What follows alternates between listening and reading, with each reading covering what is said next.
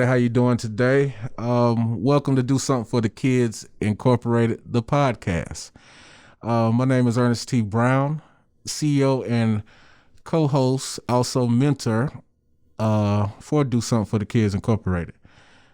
Today I have one of our great guests that helped me out a lot through my time at UNC Pembroke. Someone I look up to, someone I value very much, Mr. Abdul Ghaffar. Hey, it's a pleasure to be here. Thanks. It's an honor to be at the first podcast that you guys are doing. I'm definitely honored to be a guest and looking forward to chatting with you today. If y'all know Mr. Abdul, if you don't know anything about UNC Pembroke, you don't know Mr. Abdul. Abdul is probably a staple to me at UNC Pembroke. If you know Pembroke State University. This guy, and I told him before we started the show, I said I was going to actually tell him something that he didn't know. As that being stated, Abdul saved me at UNC Pembroke several times. He didn't know this. And so when I say he saved me, it's not that Abdul actually came up behind me and grabbed me and put his hand on my shoulder like, hey, you need to do better and everything. Abdul showed us the way.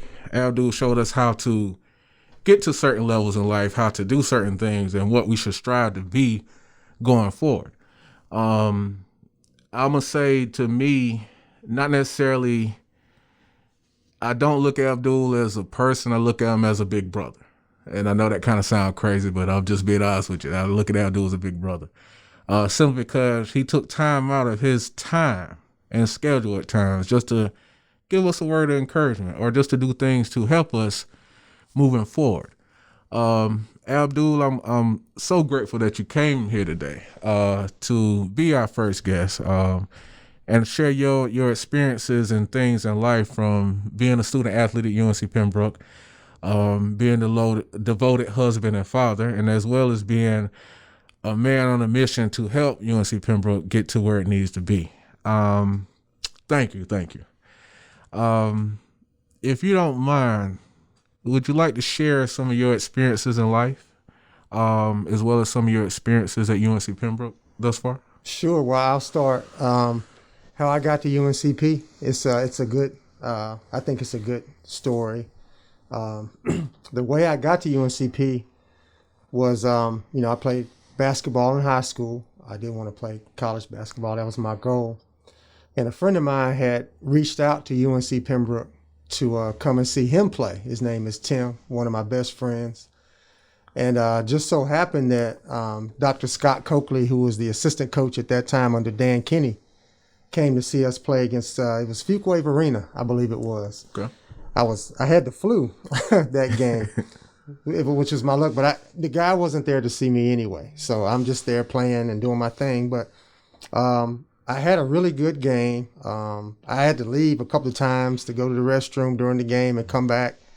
And we ended up winning and played well. So at the end of the game, the coach came to me and said, hey, enjoy watching you play today. Would you be interested in coming and visiting our school? And I had never really thought about Pembroke, and I was like, yeah, nobody's beating my door down. I'd love to come visit your school. And it's a great thing because I ended up coming and signing, and it worked out well. I went and visited some other schools, but I knew that it was a good fit for me. And I think the moral to that story is always be prepared for your opportunities when they come. Yeah. So the guy wasn't there to see me, but it was an opportunity for me. And just by playing well and just being prepared and trying to play the same way all the time, I wasn't prepared to do anything more than what I normally do, but I did what I always did. I played hard and did the best I could. So a lot of times I know, especially now, kids, am I D1? I want to be, go to the NBA and these types of things, but they're not always prepared when the opportunity comes. So you don't always dictate when you're going to get your chance. When you do get your chance, you need to be ready for it. So for me, I didn't know that chance was coming. I just did what I always did, and God blessed me to have the right person there at the right time, and all the circumstances came into play and worked out well for me. And that's how I got to Pembroke. Once I got there, the first day of school, I met the woman I ended up marrying. We're still together now. This is 1986, August 21st. It was her birthday. And so that's another thing that happened because this guy comes to see me play. Things happen. You end up going to your college and you meet your wife the first day of school. Oh. And then after that, my career was, and you cut in whenever you want to, but my career was not the best. My freshman year, my sophomore year, I wasn't getting to play. I wasn't happy. And I really wasn't ready. Because everybody in college is the best player on their team, right? So when you get there, nobody cares about what you did in high school because they did those things or more.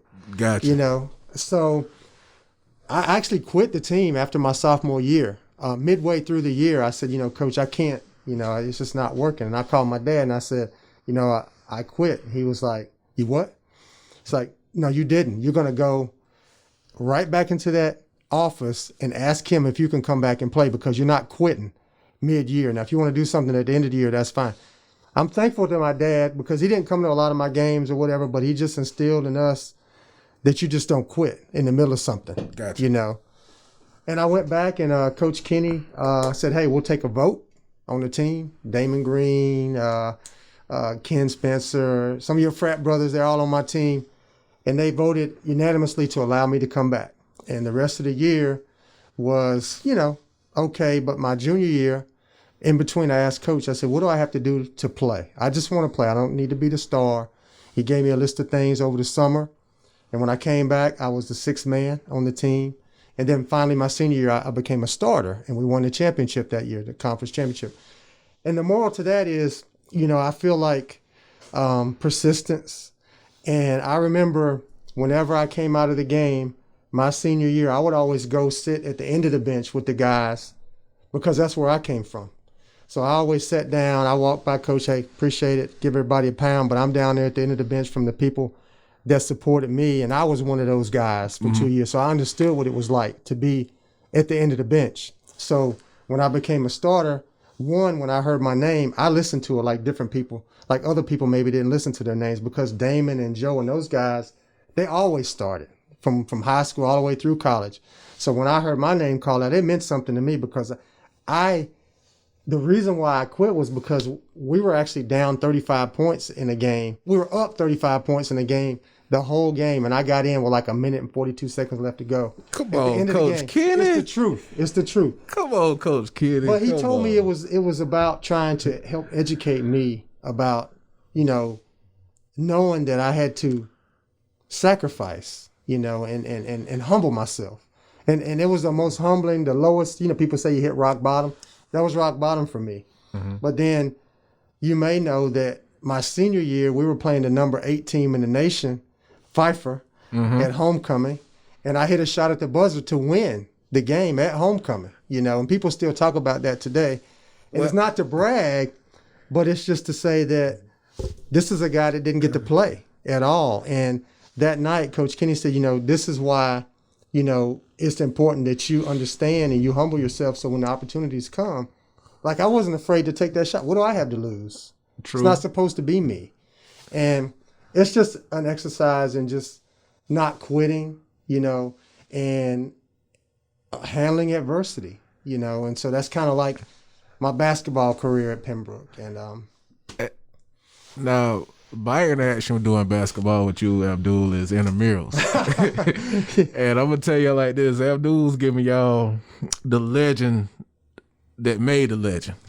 Now, y'all did hear him first. He had the first flu game before Michael Jordan. That was way back when. So the thing is, Abdul in intramurals was relentless. I was on the stat squad. I would not kid y'all. Like, we pretty much had the guys that got kicked off the basketball team. Mm-hmm. We didn't recruit, but mostly if you seen us come through, we had jerseys. We actually had a shoe deal. Nobody don't know that. So, still fresh and balling. Players, alumnus. A lot of y'all know this particular story, but I'm not gonna go into it. But we used to play Abdul against a great team as well. And Abdul and Rufus. Now, we knew to get in Rufus' head. And once you got in Rufus' head, Rufus was, kind of, he was still good, but he wasn't the same killer that he was. But Abdul, no. Abdul would sit back, post you up, laugh and talk to you while he's grabbing a rebound from you, and probably hit the shot in your face and just walk away. He didn't say much on the court during that time, except for, I don't even think he ever got mad. He just actually ran up and down the court, looked at you with a smile, and killed you the whole game. That's my take with Abdul. But to hear this story from Abdul personally, of the things that he endured and went through to get where he's gotten to today, I don't think he would be the man he is today if he hadn't went through through the atmosphere and those situations at UNC Pembroke.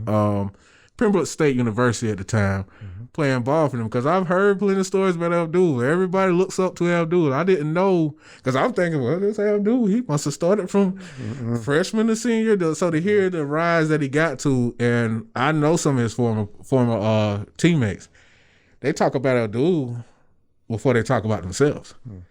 And it's big, like I said, because this man means so much to the community and the university. And to hear how he got there is amazing. Now, one thing I do know, Abdul, from my experience with you is that I don't know when your time frame started as working at UNC Pembroke State University. But I do remember your impact. I got at UNC Pembroke in 1999. And I don't think Abdul was the first person I met, but I felt his presence first, because the CAB I can't remember. I wish I could remember the acronym. I'm old, y'all. Campus Activities Board. Campus Activities Board, because y'all under a new name now, correct? Yeah, Pembroke Activities Council. Got you. The Campus Activities Board, CAB, is what I remember. And CAB was your best friend. CAB had every activity that you needed. CAB used to have the dances on point. Y'all call it lit. I'm old. I don't care. I got my own saying and words. But with that being said, he set a standard that a lot of us have looked at over the years. And even during the time he left, it wasn't the same. Because when Abdul left UNC Pembroke role in UNC Pembroke as a leader there, I'm going to say this from a personal standpoint, and please nobody get at me. It changed.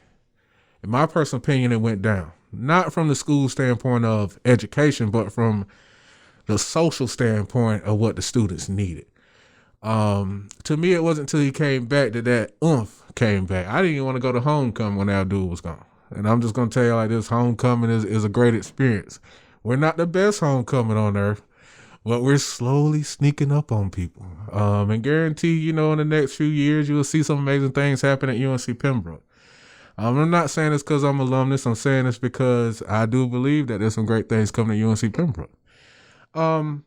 As far as your role over the years, Abdul, do you want to elaborate a little bit on the things that you have done since you have started working at UNC Pembroke? Yes, sure. So, again, it's about opportunity. So going back to college, my senior year, part of understanding that I wasn't going to play in the NBA was understanding I needed to develop my other parts of my life, my other skills. So once I stopped focusing on just basketball, I actually became a better player. But in my senior year, I got involved in a lot of other things. So I wrote for the newspaper. I was a vice president of the Student Government Association. I was an RA. I was actually the head RA for all the RAs on campus. Okay. And so being an SGA, so I did a lot of other things, and Coach Kenny supported those things. So I went away to grad school at the University of Tennessee for 3 years, worked there, went to grad school.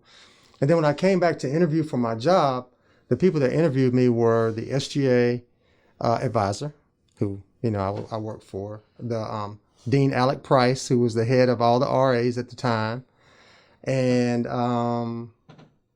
basically the assistant vice chancellor. So these are all people that knew me.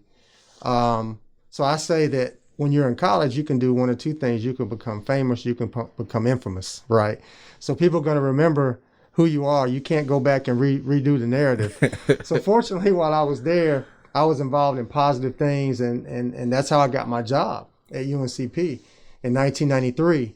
right out of grad school, and I was working as an assistant director of student activities, which we started CAB that year or 2 years later. So I think students and young people need to understand that you're creating your job now. So you may be 16 or 17, but you're creating your reputation now. So as you get older, it becomes more and more important that your reputation be positive.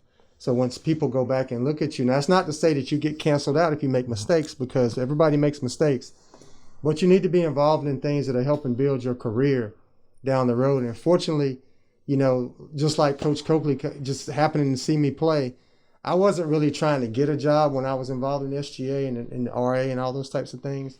It just so happened that people can see your work ethic and your commitment to doing things.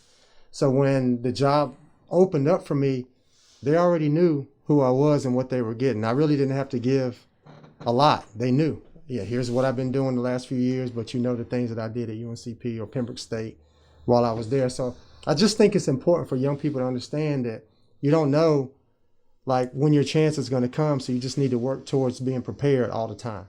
So when we got to Pembroke, just in short, I guess I'm known for doing bigger shows, bringing, kind of big name people to campus. And that's mainly because we had support from our upper level administration, because we never done those things before. So when around my fourth year, we had a chancellor come in that wanted to start a Distinguished Speaker Series. And I was like, okay, we've never done that before. How are we going to pay for it? He's like, that's my problem. You book the speakers. So over the course of the years, we had Maya Angelou, Spike Lee, James Earl Jones. Recently, we've had Dr. Michael Eric Dyson. We've had Cornel West. All these people that we've had on campus, that was something that we were part of. And so I'm very proud of that. So along those lines, when we were bringing those people in, I'm like, well, why don't we look at bringing something for students, for fun? So I said, hey, this young guy, Dave Chappelle, how about this guy? And they were like, well, yeah, we've never really done comedy on that scale before, but I guess it's okay. So students were the ones that were like, let's do Dave Chappelle, let's have him. And I'm like, okay, I don't really know a lot about him. And we booked him, and the fire marshal shut our building down. We sold that show out I a couple remember. of weeks, a few days, not weeks, a few days in advance. And we had, the facility seats 1,600 people, and we had over 1,800 people in that arena for homecoming. Yeah. And to date, we talked about it off air, it's probably the greatest comedy show you've seen, and I know I've seen, of any kind. I will personally say this, and Dave Chappelle can actually hear this. We thank you for coming to UNC Pembroke. It wasn't that you put us on the map. It was that you actually gave us a show. And I know, and I'm saying that from the standpoint of, when you meet a lot of entertainers or, celebrities or so far, you think that, yeah, they're going to come in and they're going to give you everything that you see on TV. And they're just like, hey, I'm here for a check. Mm-hmm. This man did not come for the check. He came to entertain. Mm-hmm. And I can verify what Abdul is saying, because I remember coming up to Abdul at some point in time. I can't remember if it was that one or another one. Like, Abdul, who did y'all get to bring him in? Abdul, like, well, we rented this limousine from such somebody. Mm-hmm. And I remember the place being packed to the point that people were standing up. There was no seats. You had to stand up to even be in there. And it was just like, I can't say exactly what Dave Chappelle was saying during the show, to protect a lot of things and the climate of our life currently, because a lot of people won't understand it now. But when you're able to gravitate to the area that you're in, mm-hmm. and able to understand the people, the dialect, the energy, the difference in diversity, mm-hmm. he pulled all that in one. I still remember the funniest thing I do from that night was that when the show was over, he was doing this, like, I need a cigarette. Mm-hmm. And I'm going to tell y'all just like this. The man probably had 20 packs of cigarettes, cigars, and other stuff thrown on stage at him. And other stuff. Thrown on stage at him because he was just that great. Mm-hmm. I've seen a lot of people come to UNC Pembroke for the comedy show, but there was none like Dave Chappelle. Mm-hmm. And to piggyback on something that you said a little earlier, Abdul, like, I did not know you was a former RA. Mm. I'm a former RA. Mm. And so, you know, that further stamps why this guy is special to me, because he led a path. Because my story is that nobody believed I could be a RA. Mm. Everybody, I was known, I'm going to give y'all my my nickname at UNC Pembroke is Scheme, SCHEME. And everybody knew I joked, I played, I had fun, I did pretty much anything I wanted to do or could do within the guidelines of legalities. And we'll talk about that at a later time, because I'll probably be a guest on my own show to give y'all some insight of life and what I've been through. But at the same time, like, I remember Lucy, Ed, and Miss Cynthia had to interview me. And I remember everybody that found out that I was a student, Scheme's gonna be trying to be an RA. I don't know. He does this. That's not gonna be a good example. But these people, Lucy, Ed, and Miss Cynthia, gave this young man, this me, an opportunity to come in and explain what I could do as an RA. And when I left out there, I felt, you know, kind of discouraged and scared, because I was like, man, they're not going to hire me. Mm-hmm. And then I get a call back like, well, Ernest, well, they called me Travis at that time. My name is Ernest Travis Brown. I'm giving y'all a lot. My government, nicknames, everything. Don't hold it against me. They looked at me and said, well, we want to give you a shot to be RA. And it was like, we was really impressed how you handled yourself in the interview process and the things that you said that you could do. And to this day, I still call Lucy my boss. There's two people I have to call boss in that standpoint. And I look at it because, simply put, that's the amount of respect I have for these two individuals. Another lady, LaShanta McClain. I call her and Lucy are very vital to the person I am today, because they gave me an opportunity when nobody else thought I could do it. And, you know, very thankful, because the person I am now is standing before y'all, giving y'all information, giving y'all insight, and trying to help these kids through this village that we're trying to rebuild. You know, as I talked with Abdul today, and I talked to him off camera, off audio, off everything, just, you know, personal conversation. And y'all don't mind me, this is just how I talk. We talked about life. We talked about a lot of different things. And at the end of the day, Abdul understands life, and he helped me understand life. And any student that's been at UNC Pembroke, I feel like he has taken his time to give you a fatherly figure, a brotherly figure, and a professional figure that you can look up to and understand and want to be like. So I do want to thank you, Abdul. You know, please stop me, because, you know, it sounds like I'm just blowing your head up, but I'm not. I'm giving this man his flowers and his accolades while he's here. I appreciate it. Because that's how much he's meant to me. And again, I don't think, if you ask most students at UNC Pembroke or Pembroke State, where would they have been at without this guy, they'd probably be, and you'd be like, why you got nothing to say? Because I can't tell you where I would be. But it wouldn't be where I'm at today. Now, piggybacking on some other things that we have talked about over time, and things that you have looked at, and things you kind of touched on, students today versus the time where you was in school, I was in school, versus now. Do you see a big difference? Yeah, well, that's a tough question, because in a lot of ways, it's different because technology is so different now. Because we all have we have cell phones, we have smartphones that can do so much. When I got to college, people are gonna laugh, because kids are gonna be like, "What is a payphone?" We had to share one phone on our hall. We didn't have cell phones and things like that at that time. So everybody had to come out in the hall and wait in line. Yo, you off the phone yet? And it was like that. And if you were a freshman and I had a guy that was a Marine. He was probably like 27 years old. I was scared to death of him. And he always had the phone for like 4 hours, but it's kind of like, what are you going to say to him? So, and now it's so different, where students have access to so much. So you can see on Netflix, literally now movies are coming out on HBO Max and not even at the movies. So movies used to be a big thing that we did back in the day. And it's kind of like, maybe that's not even relevant anymore because the student can pick their phone up and watch a movie immediately, the day it comes out.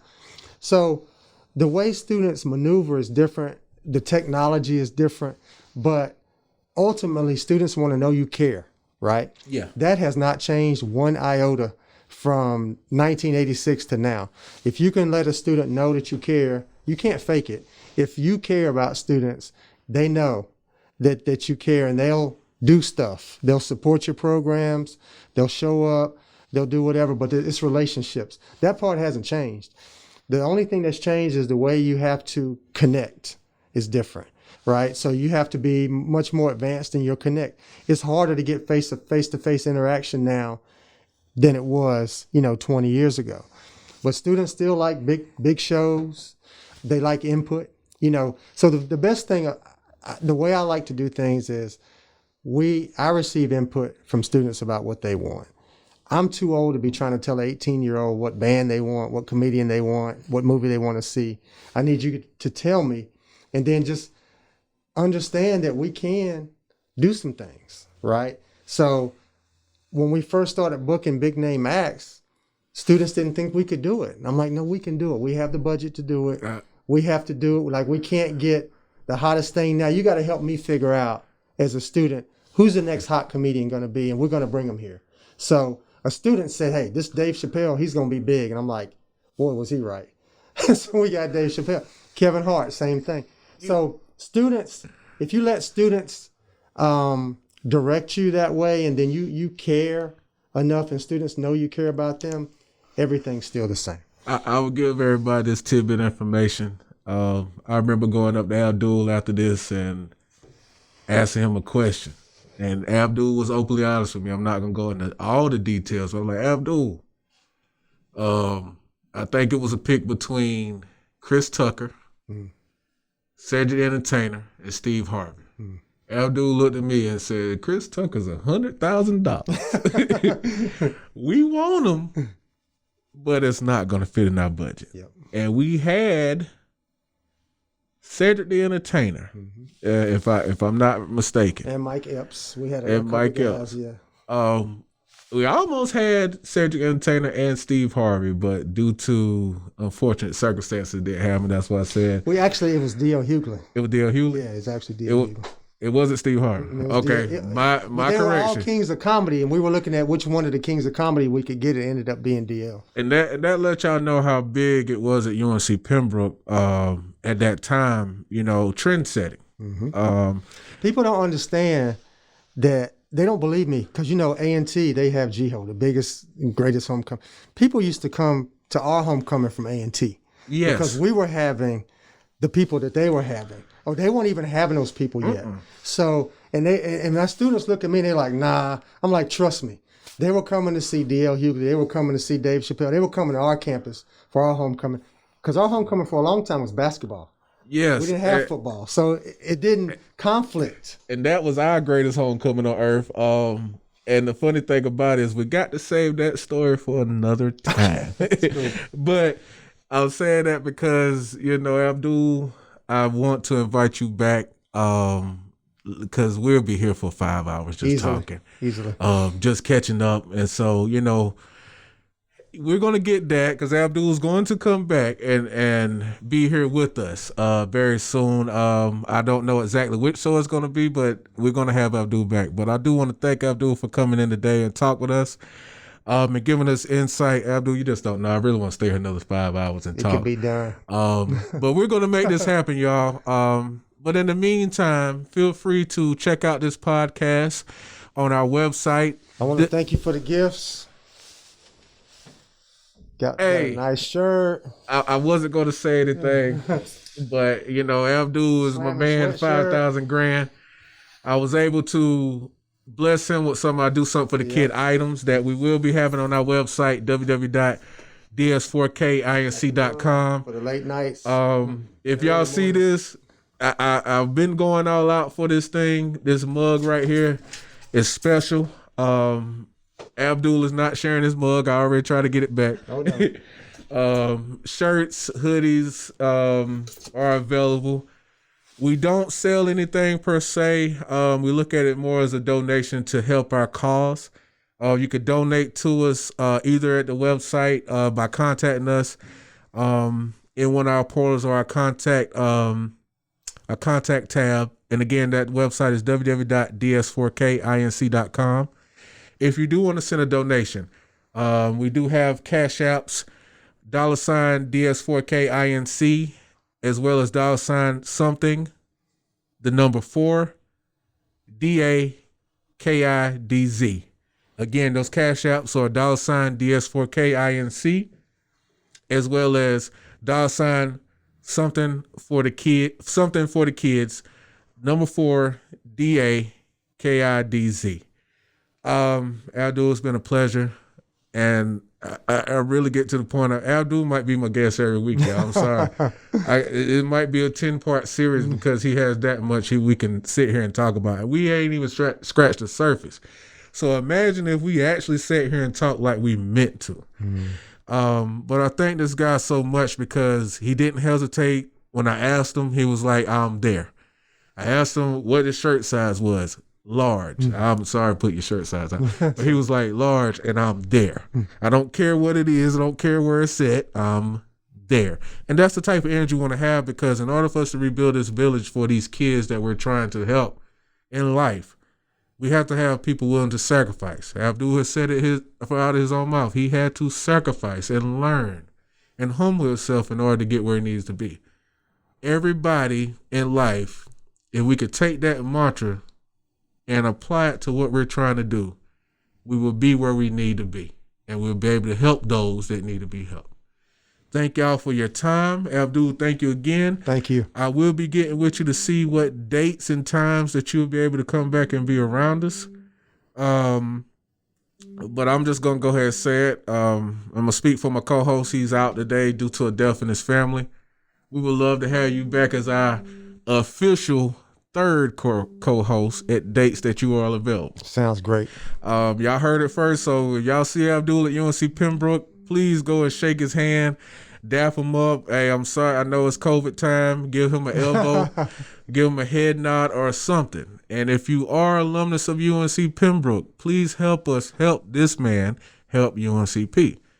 He is the foundation, and I'm saying that myself out of my own mouth. Not paid to say this. He is the foundation of UNC Pembroke in my eyes. Thank you. Thank y'all very much. I do want to shout out before I get off a couple of our sponsors, Plan Detox, as well as LaRue's Inspirational Thoughts. She is one of our good people that helps produce some of these items that you see. The hats are kind of a custom design. If you want a hat, again, feel free to give us a contact at our website, www.ds4kinc.com. Thank y'all, and we'll be seeing you again shortly.